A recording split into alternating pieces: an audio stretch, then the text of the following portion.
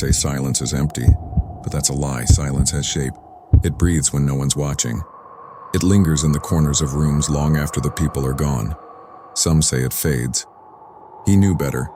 He spent his life gathering the quiet things, the pauses between lies, the breath before confession, the stillness that follows the truth. They called him the man who collected silence. But he wasn't collecting it. It was collecting him.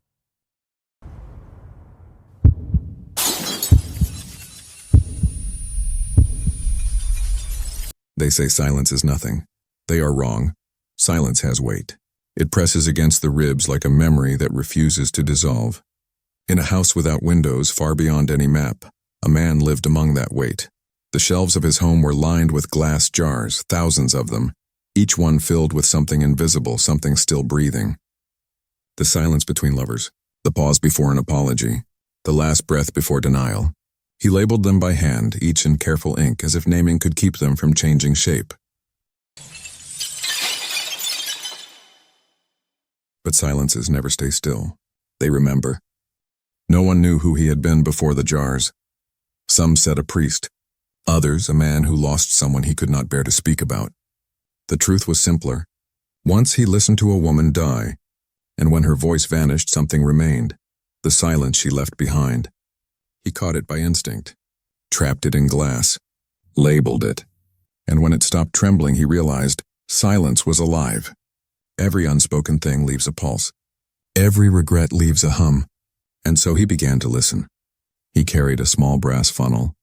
Wherever a truth was buried, a lie swallowed, a prayer abandoned, he opened a jar, held it to the air, and waited.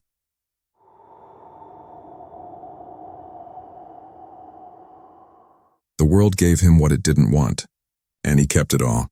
The years passed. His footsteps made no sound. Even the birds avoided his roof. The wind forgot his name. One night, while labeling a new jar, silence before forgiveness unused, he heard something shift. A murmur. At first he thought it was wood creaking. Then came another sound, the faint whisper of jars brushing together, breathing through their lids. He leaned in. "Who's there?" he asked. Every jar answered, not with words, but with the sound of things almost said.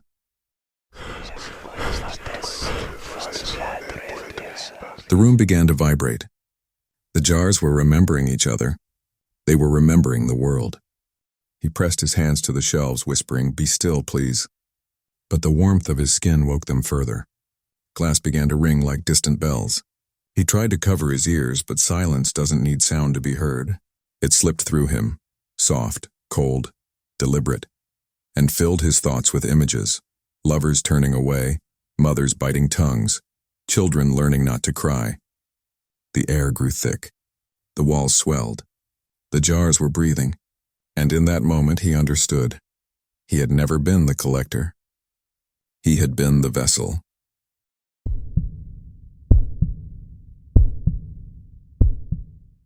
The silences had been gathering through him, waiting for him to go quiet. He knelt among the shelves. Thousands of jars shimmered in the dark, their lids trembling. From within them came one single rhythm, not a voice, but the memory of one. He whispered, "What do you want?" The answer came gently, "We want to be heard." The lids cracked. Air rushed in and out, like the first breath after drowning. When the stillness settled, the rooms were clean, the shelves empty, his name gone.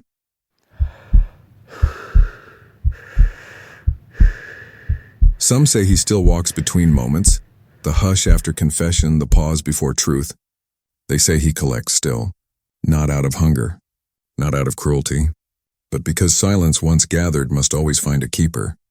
So if you ever hold back what you meant to say, if the words catch behind your teeth and the air around you feels heavier, stop. Listen. That quiet you feel pressing against your ribs, that's him waiting.